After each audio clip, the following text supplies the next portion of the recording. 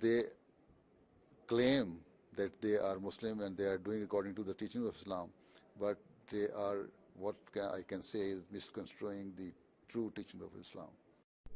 For people in Canada looking at their news page and at their news feed on Twitter and social media and such, it is literally full of incidents that are even closer to home. Well, from Niger to the Boston Marathon bombing to a threat on the Via Rail train to the horrible murder of a soldier. What in modern day 2013 needs to be done to stop that kind of violence?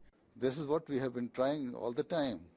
If you listen to my addresses, to my speeches, I have been always talking about the peace and how to create peace, not only to the Western nations, but to the Muslim leaders, to the Muslim people. I have been reminding them all the time, what is your true teaching and what you are doing.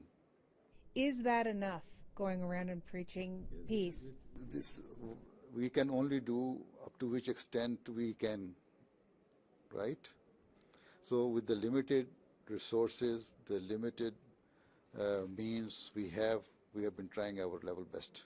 Security agencies say that they are changing their tactics, that they are doing different kind of tracking and basically trying to do predictive analysis about who is a threat and who is going to launch one of these do-it-yourself or homegrown attacks.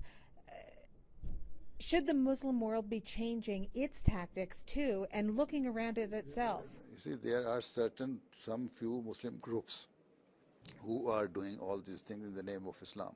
Muslim Council has very forcefully rejected that action. They say it is all wrong and we condemn it. So they have done well. But even then, I can say within the Muslim Council, there are some people who will be in favor of this action. And that's what I'm wondering. Does the Muslim community as a whole, Ahmadiyas, and any sect really, do they need to reject it more strongly? Do they need to become part of the solution more than what has been happening? So this is what I have said, that we have been doing our level best what we can do in every part of the world. Do you think we have the power? We don't have the power. Our job is to preach.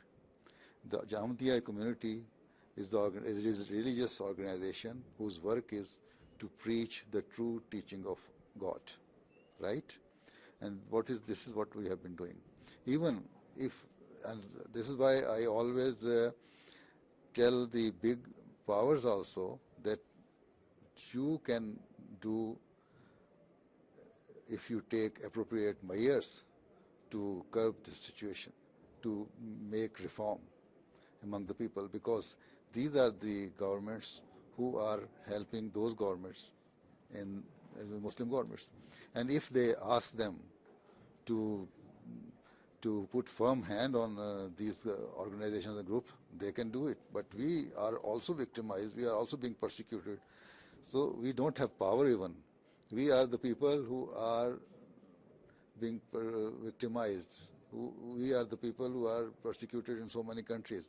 And despite that we have been doing what we can. So you'll have to forgive me. Who is it that has the power to put a firm hand on this? You see, all the governments, Asian governments, are the member of United Nations. This is a political issue. Yes. Not a religious issue. Not religious. No religious. We say it's a matter of politics, not religion. These groups want some powers. They have their own vested interests for which they are fighting for.